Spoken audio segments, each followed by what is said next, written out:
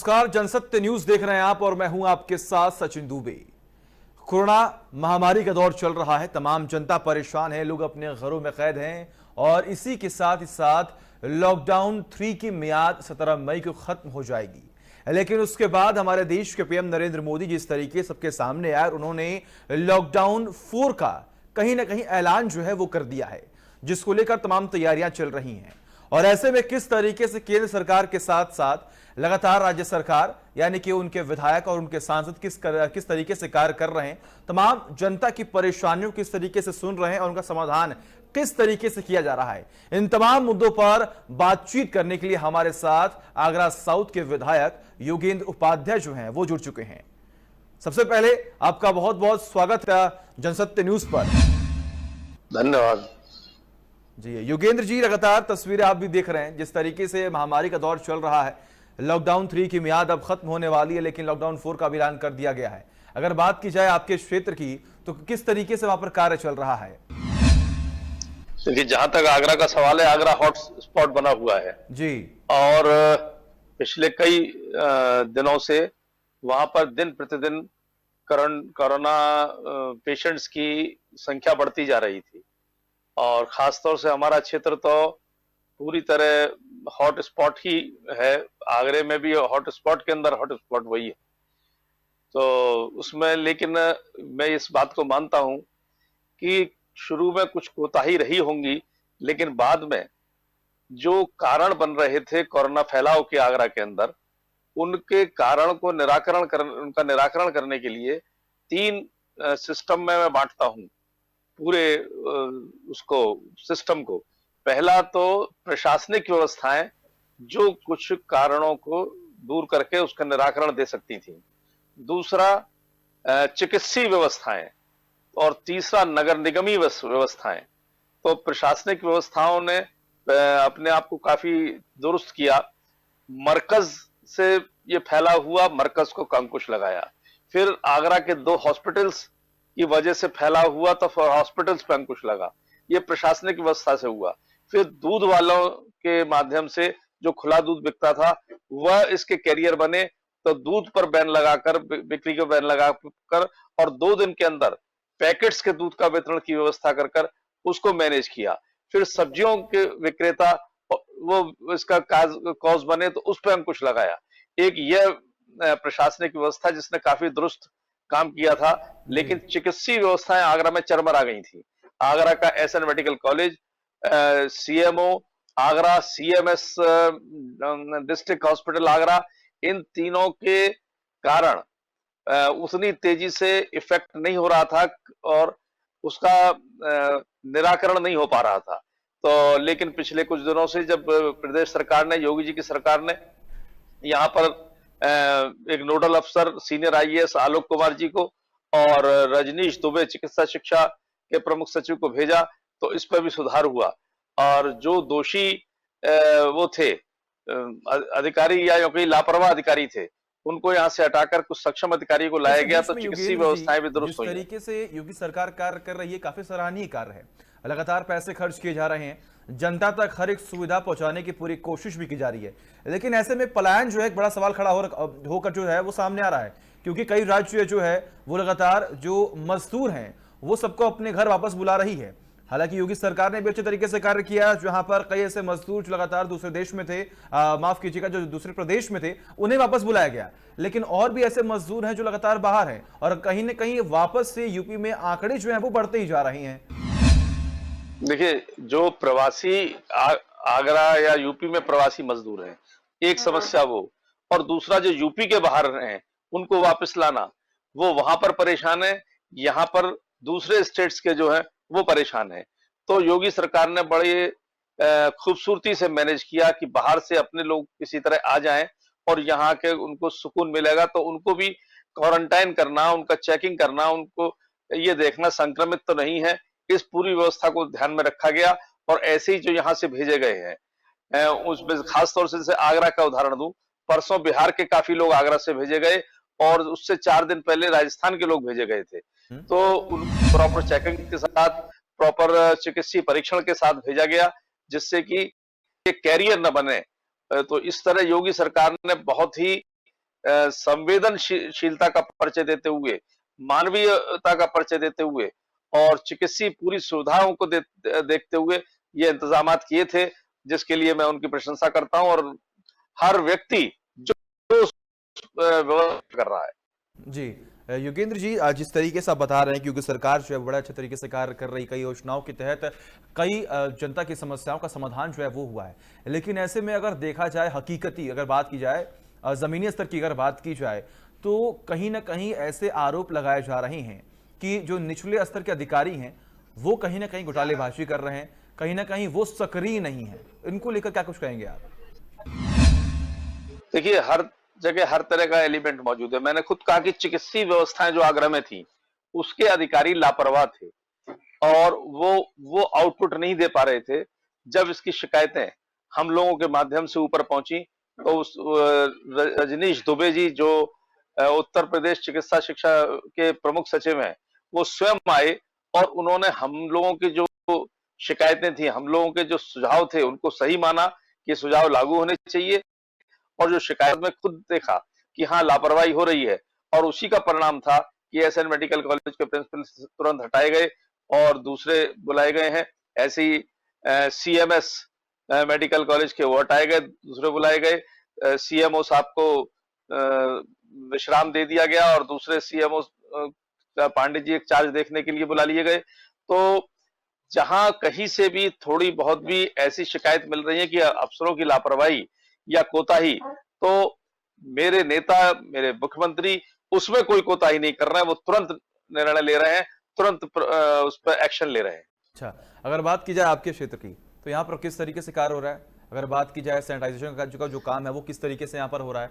अगर बात की जाए प्रॉपर किट्स की, तो तमाम अस्पतालों में किस तरीके से किट्स का वितरण जो है वो किया जा रहा है? देखिए, आगरा में खास तौर से मैं एक बात कहना चाहूंगा कि दो सिस्टम है इस इमदाद पहुंचाने के, सहायता पहुंचाने के। एक तो आगरा वासियों को मैं धन्यवाद देना चाहूंगा, आगरा के एनजीओस को, आगरा के समाजसेवी संस्थाओं को, आगरा के सामाजिक संस्थाओं को, राजनीतिक संस्थाओं को, कि वो बढ़ चढ़कर ऐसे जब मौके आते हैं कभी संकट के, तो अपनी अहम भूमिका निभाती हैं।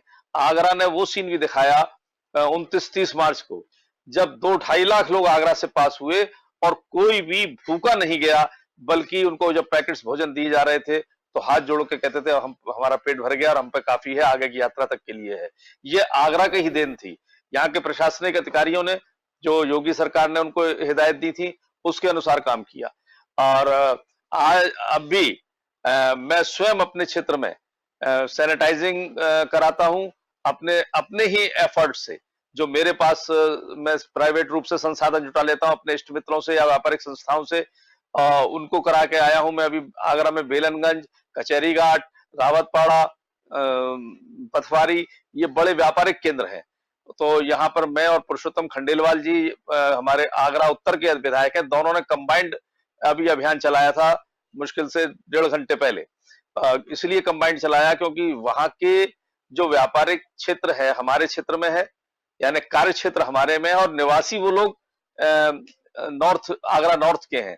तो हम दोनों ने सामूहिक रूप से उसको चलाया और वहां पर जो व्यापारिक केंद्र है उनके ऊपर भी पब्लिक रहती है, उनको भी राहत मिली। तो सैनिटाइजिंग का काम, इसी तरह इमदाद बांटने का काम जो सरकार की तरफ से आ रही है वो भी, और वो भी मैं आज सुबह 2 मोहल्लों में बांट के आया हूं। जो ऐसे लोग हैं राशन कार्ड विहीन गरीब, क्योंकि इस सरकार ने इतना दिया है, इतना इंतजाम किया है। मोदी जी डिजास्टर मैनेजमेंट के मास्टर हैं, इसमें कहने में कोई शक नहीं है मुझको। और इस बात पर मुझे गर्व भी महसूस होता है कि मेरा नेता ऐसा है। उन्होंने जिस ढंग से इस डिजास्टर को मैनेज किया है, आज कोई भी गरीब, कोई भी व्यक्ति भूखा नहीं सो रहा होगा इस हिंदुस्तान के अंदर। यह मैं दावा करता हूं उनके मैनेजमेंट का परिणाम है। मैं आपको आज मैं, हालांकि विपक्ष का काम होता है कि यह लगातार सवाल खड़े करे, उनका धर्म है। और ऐसे में अगर देखा जाए तो आपने कहा कि हमारे देश के पीएम नरेंद्र मोदी जो हैं वो काफ़ी सराहनीय कार्य कर रहे हैं, लेकिन अगर ऐसे में विपक्षी पार्टियों की बात सुनी जाए तो वो लगातार आरोप लगा रहे हैं। कई योजनाएं सरकार द्वारा लाई गई, कई फंड रिलीज किए गए, लेकिन उसके बावजूद भी विपक्ष जो है वो संतुष्ट नहीं है। ऐसा है कि ये एक अपने अलग ढंग की महामारी आई थी। अलग ढंग का संकट था। यह वो संकट है जो उसका बाद उसका कल्पना नहीं है। वो जब आता है तब उसका हल ढूंढा जाता है। यदि कोई उसकी समस्या आ रही है तो तब हल मिलेगा। अभी तक जितनी समस्याएं होती थी हम्म। पूर्व में कभी घट चुकी होती थी, इसलिए उनके हल का एक अनुभव साथ में होता था। हम्म। यहाँ पर समस्या जब आ रही है तो नई समस्याएं हैं, नए तरीके की समस्याएं हैं, हम्म। उनका हल ढूंढना और हल तुरंत देना, ये बहुत बड़ी बात है। अब आधा गिलास खाली है और आधा गिलास भरा हुआ है। सकारात्मक सोच ये है कि आदमी कहता है कि आधा गिलास भरा है। मोदी जी ने जो किया है वो सराहनीय है। विश्व सराहना कर रहा है, WHO सराहना कर रहा है और हमारा अनुकरण कर रहे हैं लोग। विपक्ष को तो सिर्फ एक भूमिका रह गई है उसको कि किसी भी तरीके से आलोचना करना। जी। तो आलोचना करने के लिए आलोचना कर रहा है, जबकि वह भी मन से जानते हैं कि हाँ। मोदी जी अगर नहीं होते, अगर उन लोगों के नेता कहीं गलती से हो जाते प्राइम मिनिस्टर, तो देश का न जाने क्या बुरा हाल होता। ये वो स्वयं जानते हैं, लेकिन कह नहीं पाएंगे, उनकी मजबूरी है। तो चलिए, अगर देखा जाए तो कुछ तस्वीरें ऐसी आई थी जो कि कहीं ना कहीं दिल को दुखाने वाली थी आगरा से, और ऐसा कहते भी और आंकड़े भी बोलते हैं कहीं ना कहीं उत्तर प्रदेश का वुहान जो है वो आगरा बन चुका था। लेकिन अगर ऐसे में देखा जाए तो किस तरीके से आने वाले समय में रणनीति जो है वो आप बना रहे हैं, किस तरीके से यहाँ पर संक्रमण को रोकने की तैयारी आपकी है? हाँ, वो मैंने बताया कि तीन तरह की समस्याएं निराकरण के लिए मैं तीन सिस्टम को बांटता हूं, प्रशासनिक, चिकित्सीय और नगर निगम की। तो तीनों सिस्टम अपना अपना काम करने के लिए खड़ी है।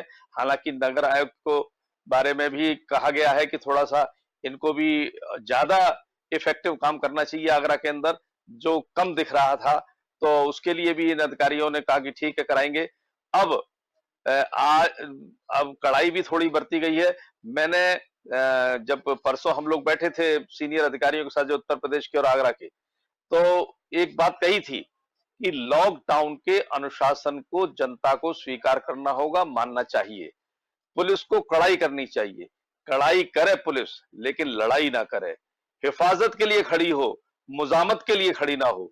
ये मेरा उनको सुझाव था और उसका आज असर भी देखने को मिल रहा है कि धीरे धीरे इस समय आगरा में लॉकडाउन की जो बिल्कुल थोड़ी सी लापरवाही हो रही थी जनता की तरफ से भी, और कुछ प्रशासन भी उसमें कोताही बरत रहा था, अब प्रशासन स्ट्रिक्ट हो गया है और जनता को भी महसूस हो गया है कि लॉकडाउन में उनको घर के अंदर रहना है, क्योंकि इसमें सबसे बड़ा इलाज सोशल डिस्टेंसिंग है। लॉकडाउन के डिसिप्लिन को मानने के लिए हम सबको आगे आना रहना चाहिए, मानसिकता बना लेनी चाहिए। और देश के प्रधानमंत्री, देश के बड़े बड़े खिलाड़ी, देश के बड़े बड़े अभिनेता, देश के बड़े बड़े लेखक जब इस बात की अपील कर रहे हैं, तो जनता को भी इस बात को स्वीकार करना होगा कि सोशल डिस्टेंसिंग बनाएंगे तब इस बीमारी से बच पाएंगे। नहीं तो चाहे जितना सिस्टम खड़ा हो जाए, सिस्टम रोकने के लिए हो सकता है, prevention is better than cure. Prevention है लॉकडाउन के नियमों का, लॉकडाउन के अनुशासन का अनुपालन करना, और क्योर तो सरकार कर ही रही है अपने जानिब से, जरूरत से ज्यादा बढ़ चढ़ के कर रही है इसलिए। लेकिन प्रिवेंशन जरूरी है, उसके लिए जनता का सहयोग जरूरी है। चलिए, अब बिल्कुल जिस तरीके से आपने बताया कि यहाँ पर तमाम जो है वो कार्रवाई की जा रही है और आप लगातार अधिकारियों से बैठक भी कर रहे हैं, और मैंने कुछ देखा भी कि आप लगातार सोशल मीडिया पर काफ़ी एक्टिव रहते हैं। तो अगर देखा जाए तो आने वाले समय में जिस तरीके से आपने बताया कि सख्ती से यहाँ पर कार्रवाई की जाएगी, जो लोग अपने घरों में कैद हैं उनसे लगातार अपील की जा रही है, लेकिन कहीं ना कहीं राजस्व को सुधारने की बहुत ज़रूरत है हमें, क्योंकि जिस तरीके से प्रॉपर लॉकडाउन हो चुका है, मजदूर अपने घर को वापस चले गए हैं, जितने भी कंपनीज हैं वो बंद हो चुके हैं, ठप हो चुकी हैं। तो आने वाले समय में किस तरीके से राजस्व को सुधारने के लिए आपकी तरफ से क्या कुछ कोशिशें जो हैं वो की जाएंगी? ऐसा है, सरकार ने अभी जो पहला वाला जो एपिसोड हुआ माननीय मोदी जी का, वो राहत वाला भारत था। उन्होंने जैसे ये महामारी आई तो एक जो इमदाद दी, जो भी सहायता दी, जो भी नीति बनाई, वो राहत वाले भारत की थी। और आज उन्होंने जो कहा है आत्मनिर्भरता वाला भारत का निर्माण करने के लिए, जितने भी 20 लाख करोड़ का जो उन्होंने पैकेज दिया है, इस कोरोना के संकट को अवसर बनाकर उसको आत्मनिर्भर भारत बनाना, ये एक बहुत बड़ी खूबी है उस व्यक्ति की, उस उनके चिंतन की।